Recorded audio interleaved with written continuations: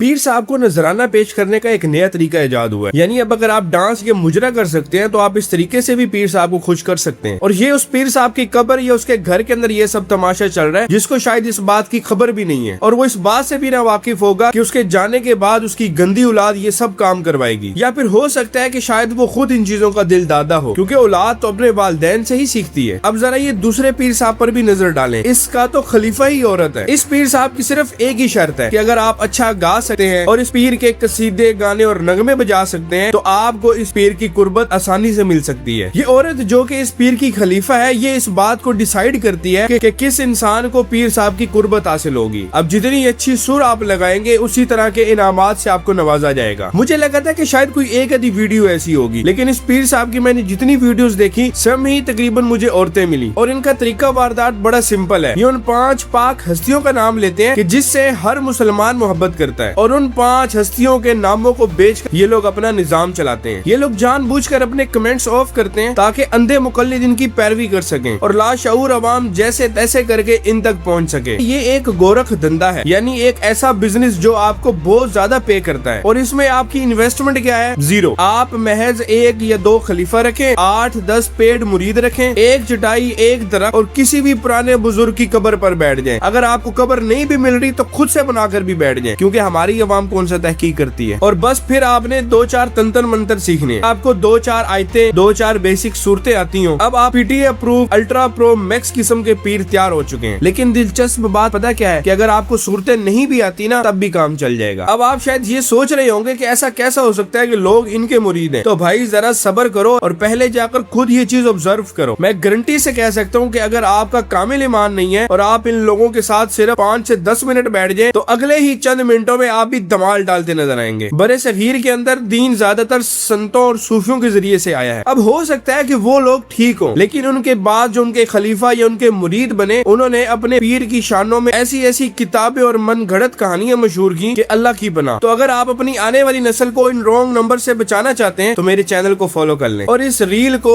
اس دوست کے ساتھ شیئر کر دیں جو اس طرح کے پیروں کے درباروں پر جا کر دھمالے ڈالتا ہے۔